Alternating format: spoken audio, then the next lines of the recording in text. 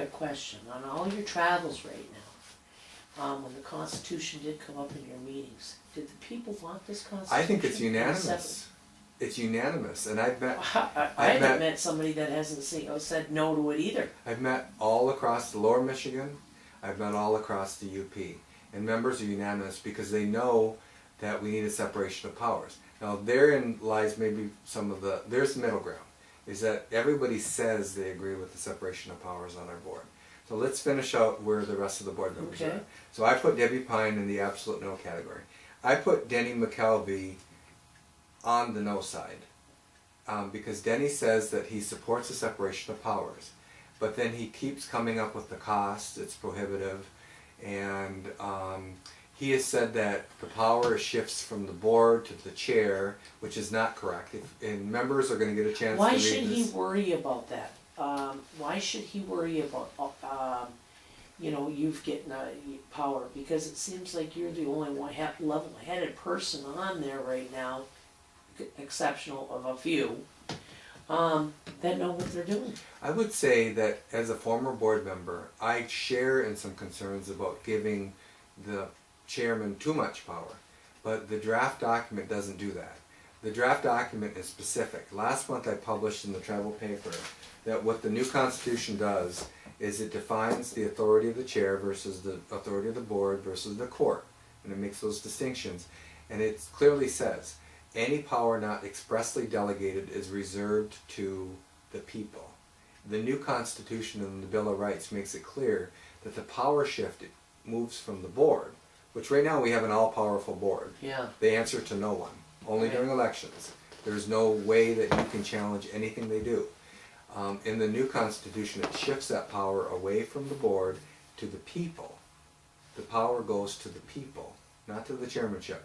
So when we talk about... So why would Denny have a problem with that? You know what, I think Denny's nature is he's the challenger. He challenges What is there to challenge? I'm his constituent, I want it. And I know a lot of other people that do too. I think, I try to work with Denny, and I think that there's value that Denny has. And I supported Denny in this campaign. And so I hope that he will see to it that whatever concerns that he has in the draft document, that he expresses those. And gets it done, right? Right, but so that he moves from the critique to, it's not enough to criticize something. You use that criticism to shape the product so that it's something good in the outcome. It's not good enough just to criticize it so that you never do anything. I don't agree with that. Okay, let me play devil's advocate again. What if, say this Constitution did pass, and here comes Bernard Beshore back again as chairman? Would that make him all powerful and mighty again? You know what, it could, because when I left office, the board put out to a vote of the people to separate the chair and CEO functions. Then they didn't delegate the authority to McCoy. They didn't delegate it to Itram. But they had discussed it for a couple of years, and they had some pretty big fights over it. And there was a proposal to delegate the authority, but to put a sunset on it. And Debbie Pine proposed that we delegate the authority to Mr. Itram until the end of the election, because if Aaron Payment's elected, then we're taking that power back away from him. And her actions since then have been consistent with that approach. But I do have to say that the board did delegate the authority of the chairperson to me, and the administrative authority to me. But that's a temporary measure, because they could just as easily undo it. It would take 7 board members to undo it, but... No, say that again? The board voted to delegate the executive authority to the chair. Okay, so some board members say that we're supposed to go hire a CEO. What we voted on does not say that we have to hire a CEO. What the membership voted in the amendment to the Constitution doesn't say that. The cost of hiring a CEO is another $200,000. And so instead, what the board did was, I think they looked at my qualifications and my ability, and they delegated the executive authority to me as the chair. And so some board members still don't agree with that, but the board did vote to do that. But that's a temporary measure, because to me, they could just as easily undo it. So let's go back to my example of 7 board members. If 7 board members decided to take the $18 million that comes from the casino for services and divide that up among the 7 of them and pay themselves, the 7 could do that. There's nothing I could do about it. So if 7 decide... There's nothing nobody could do about it. There's nothing even the anybody. members, right? Currently, members do not have standing in tribal court to challenge any violations of the Constitution. And so they could do that. They would be legally authorized to do that. That's the absurdity of not having a separation of powers. So the same 7 could decide that, like if I tried to stop them, the same 7 could then dismantle the authority of the chair. They could come back and they could vote and revoke that authority that they delegated. So actually, this is how they're getting away with a lot of things that they're getting away with. Say somebody, well, raped, a board member raped somebody. Okay, just say that. We'll use this as an example. That isn't a good example because it's covered under the Major Crimes Act, and then the federal government would get involved. Okay, so give me another example. If they embezzle, Laundering, embezzling, okay. Yeah, if they embezzle tribal dollars that are not grant dollars, then they could potentially get away with that. Okay, so us as members couldn't do nothing to them. Correct. But the board members either say, we'll allow that or disallow that. Right.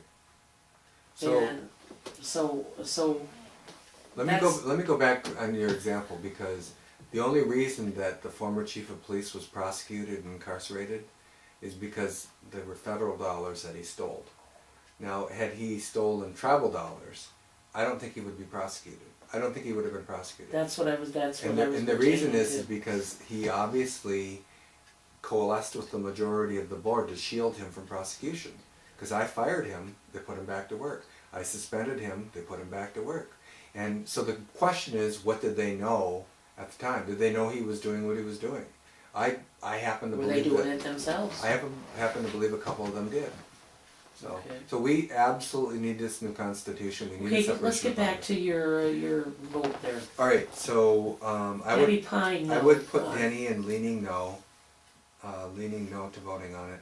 I would put But Catherine. it's something easily he could fix, right? It seems to me more of it, it's like mentally than, Well, we have to ask him, what is it that you think needs to be changed for you to vote for it?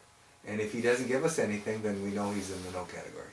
okay. So I would also put then Catherine Hollowell, probably just the left of center that she might support it. But I think we've got work to do to find out whether or not. Catherine has a degree in public administration, political science. I think she knows the value of it. The question is whether she'll be willing to give up that power. I think she leans towards yes, but we've got homework to do. We have to find out. So then in Unit 3, I would put Bridget Sorensen leaning towards voting for it. I would put Keith Massaway right on the middle, because I don't know. Now, he had some problems with that when I sat there. He had, I think, problems with felons or something, or was that Denise Jakes? I don't think it was Keith. It was Denise. Yeah. Okay, I think Keith, if I recall, had was there fishing treaty rights he had problems with? I don't remember that. And he had another problem with opening the rolls. Yes, he did express a concern there. Mm-hmm. He did. But see, here's the thing. No matter who you are, which board member we're talking about, whatever your concerns are, don't take your ball and go home. Come to the table. Identify what it is that needs to be changed so that we can look at changing it.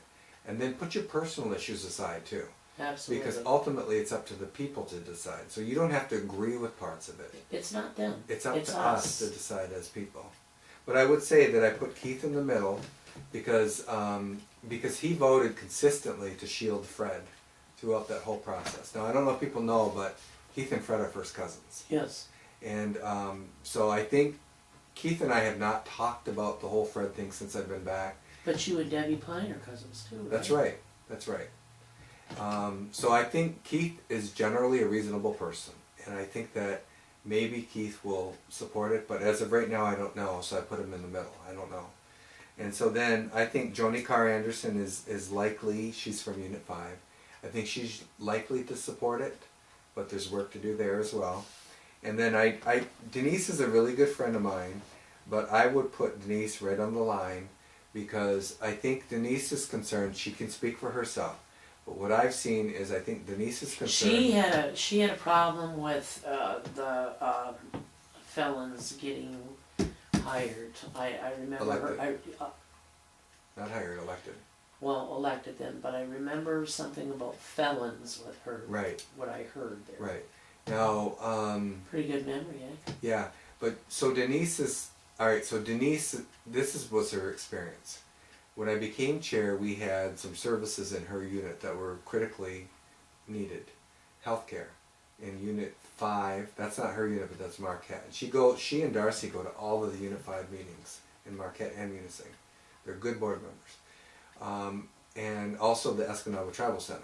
And so the administration of at the time that reported to me, they were hell-bent on eliminating those services. Even though it didn't make any sense, even though it didn't really save any money, they wanted to take those services away.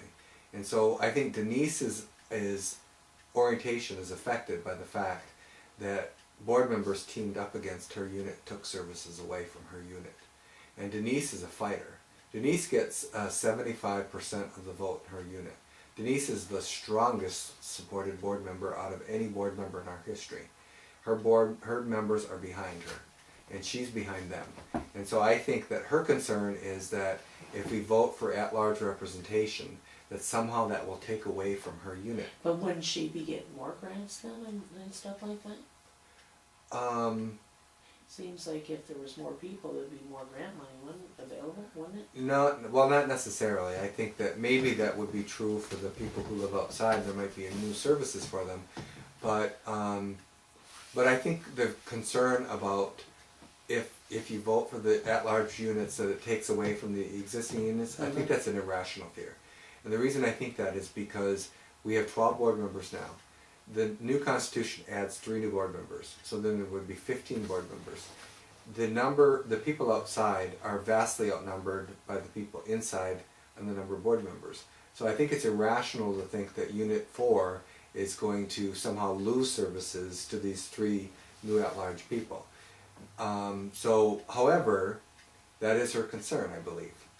So we have to motivate those board members to see the good that's in this proposal with the separation of powers, and we may end up having to find some middle ground on the proposal.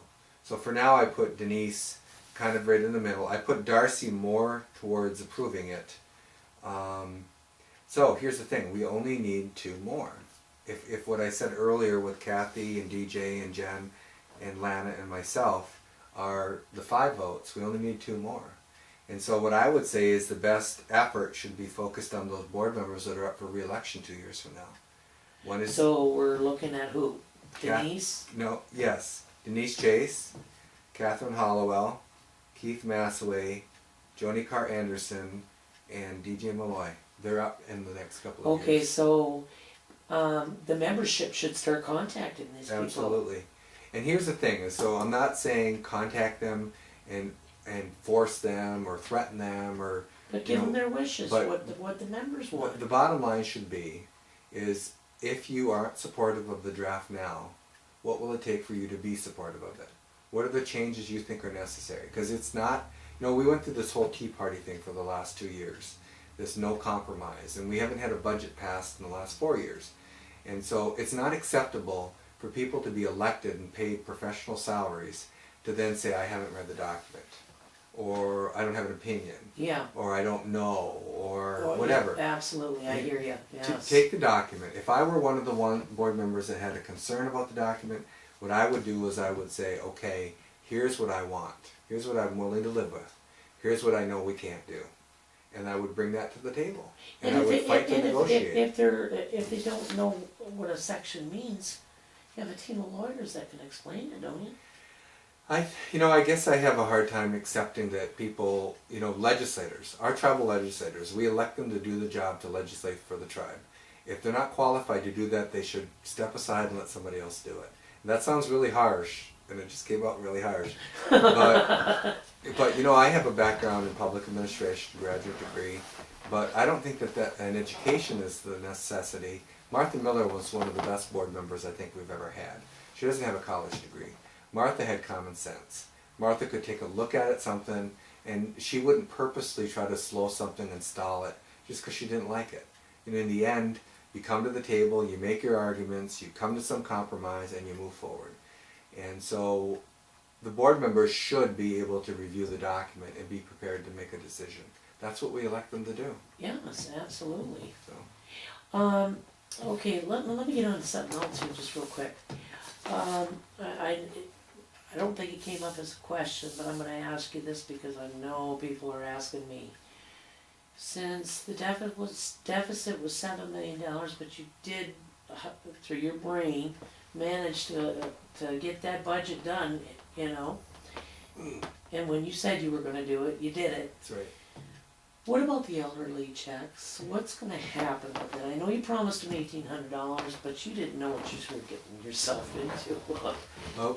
But what's happening? Well, I want to be clear. I didn't promise $1,800. What I promised was to work to increase the elder checks. My goal is to get it up above $1,600. Now, when I was chair, it was $1,600, and immediately that was, dropped down to $600. The first year after I left office, it was dropped to $600. I can't tell you. Hindsight here. Well, I'm doing my best to try to identify savings, and I was excited because it looked like we balanced the budget, and it looked like we were identifying, savings. In order for us to increase the elder checks, I have to find the savings in order to do it. And unfortunately, you have the $2.7 million Greek debt. I say that's the gift that keeps on giving. And then you've got the $2.9 million health insurance liability. And so I'm still working on trying to figure out how to balance that all out. It's not looking good that there's going to be an increase this year. But my commitment is to continue to push to generate new revenue or reduce expenses so that we can give the elders an increase. When I was chairman before, we paid our elders $1,600 a year, and that was cut to $600 a year.